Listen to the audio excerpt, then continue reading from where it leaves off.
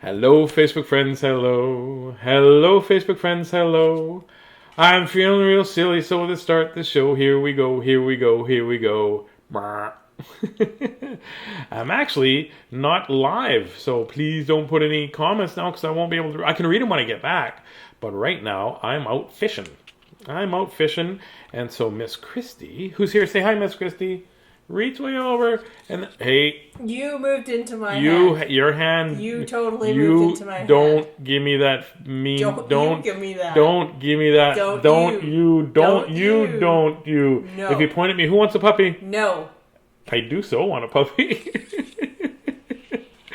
So we're gonna record this, and then you'll put it on later. So you won't know it's later. You'll think it's now. Oh, it's the magic of stuff. Audio stuff. So I'm going to read this book, and we'll see how much time we have to read another one. Probably this one will be the one that we read. This one is called Winnie.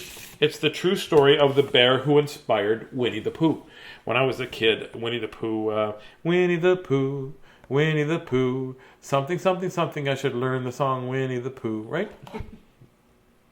And this is by Sally M. Walker, and it's illustrated by Jonathan D. Voss. And guess what? It's got all kinds of pictures of actual the people that they're talking about. Because Winnie the Pooh, Winnie was an actual bear, and it's named after Winnipeg, I believe. We'll see afterwards. This is cool. Look, it says here, black bear, habitat is White River, Ontario. That's very cool, hey? Oh, he was... Well, we'll read the book so that there's no mystery. How about that? Here we go. And who produced this book? It's by Henry Holt and Company out in New York. Here we go. When Henry Colborne looked out of the train window, he couldn't believe what he saw. A bear at the station? The train stop would be short, but Harry had to get off and see the bear for himself.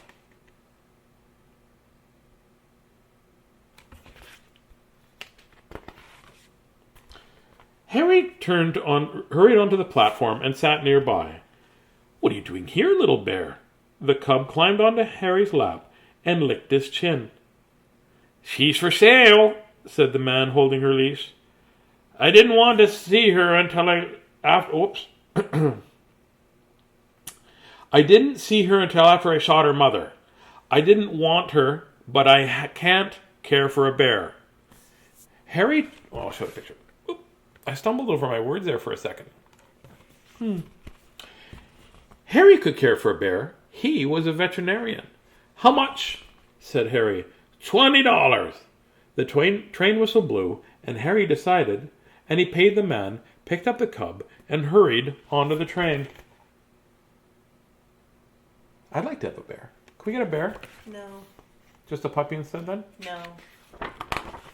Puppy in a bear costume? No. Bear in a puppy costume? No. One's got a bigger zipper for sure. Harry's friend asked a million questions, but the captain asked the loudest. Harry, what in the world were you thinking? That I had to save her, he said.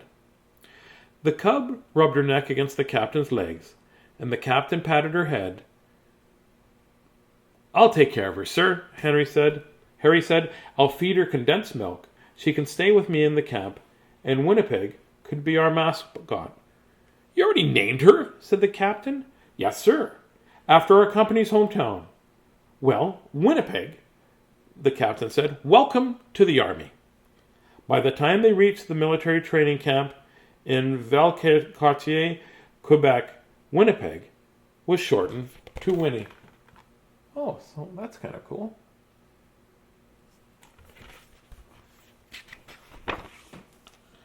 Harry's job was for caring for the horses that would be needed for battle. This is World War I. Definitely World War I, I think, right? Winnie's job was being Harry's shadow.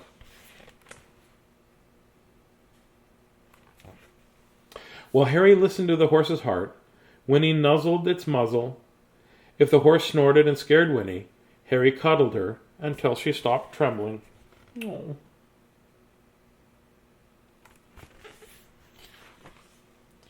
Winnie's favorite game was hide-and-seek biscuits. I'm not sure what that means. Oh, hide-and-seek biscuits, okay. Using her long claws, she pulled hidden biscuits from Harry's pockets. Good girl, said Harry, praising her when she succeeded.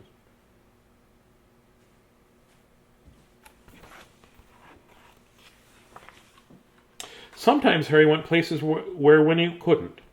So then the other soldiers' cub sat. They photographed Winnie, they took her for walks, and no matter where Winnie went during the day, she slept under Harry's cot every night.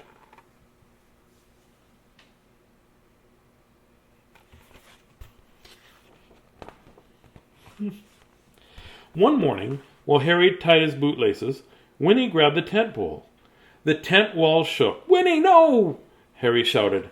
After that, Harry let Winnie climb small trees, but he always held her leash so she couldn't climb too high.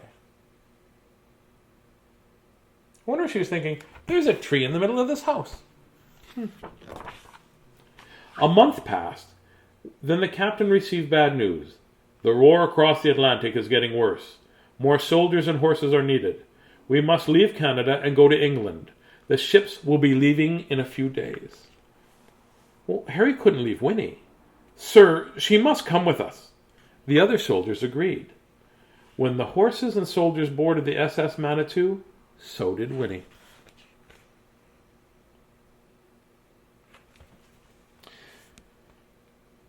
Winnie was a good sailor. Harry wasn't. He lay seasick in the ship's hospital. While he was sick, Winnie played with the other soldiers, but she ran straight to Harry as soon as he was better.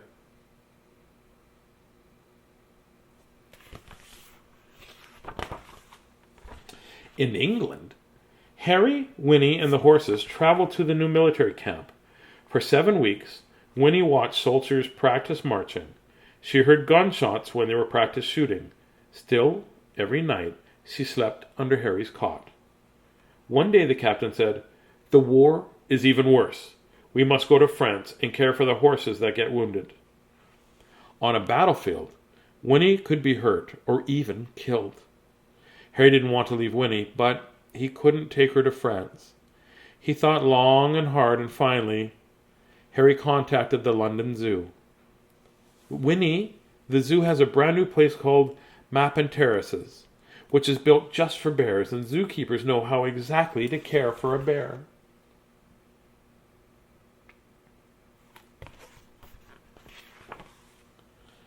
The ride to the zoo was long. Winnie sat on Harry's lap. She wiggled on the seat. She scratched at the door. Harry was relieved when he and Winnie got out of the zoo. The zookeeper escorted Harry and Winnie to Mappin Terraces.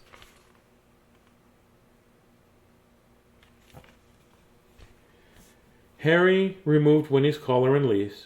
She climbed over a rock, sniffed 2 brown cubs. She lapped condensed milk when the zookeeper offered it. Harry was satisfied. "Winnie, I'll visit whenever I can. When the war ends, we'll go home to Winnipeg." Harry hugged Winnie. Goodbye.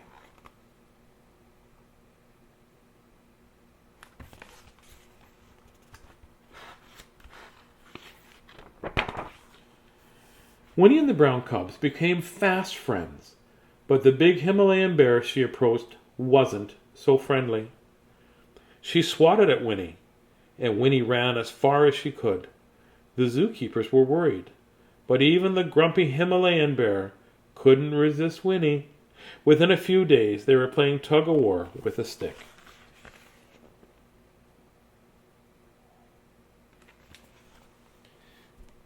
"We've never met a bear as gentle as Winnie," the zookeeper said.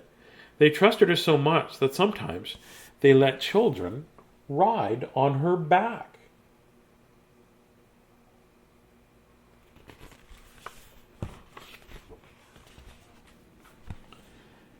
Harry visited Winnie whenever he could, but the war lasted 4 years. During that time, the zookeepers took very good care of his bear. Winnie had many friends. In 1919, just before Harry returned to Winnipeg, he made another hard decision. he decided that Winnie would stay at the London Zoo permanently. Harry was sad, but he knew that Winnie was the happiest in the home that she knew best. Oh, look how big she's grown. I guess bears don't shrink, right? One day, when Winnie was nearly 11 years old, a little boy came to visit her. "Oh dear," cried the boy, whose name was Christopher Robin. He hugged Winnie and fed her milk. The boy's father, a well-known author, watched his son laugh and play with the bear all the way home. All Christopher Robin talked about was Winnie.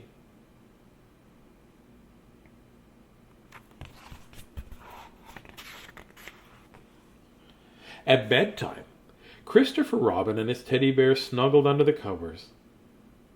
"Would you and Edward Bear like to hear a story?" his father asked. "Yes," said Christopher Robin, "but Edward has changed his name to Winnie the Pooh." "Once upon a time," said his father, "a bear named Winnie the Pooh lived in a forest." More stories followed until one day they grew into a book.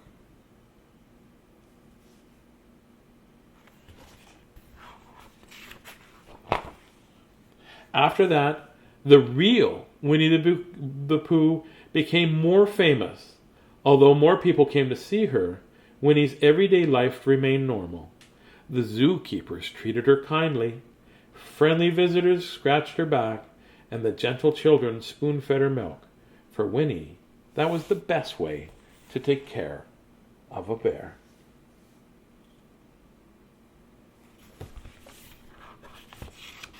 I'm having tears. So the name of the author was A.A. Milne? I think it's A.A. Milne.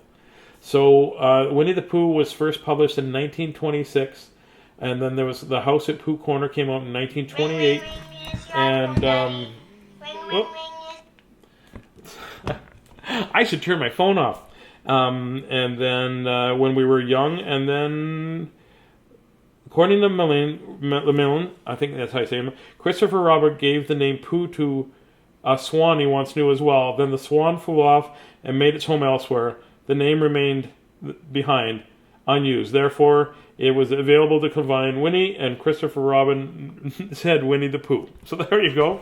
So that's kind of a neat story. Hey, you had some tears. Me too. That's a nice story.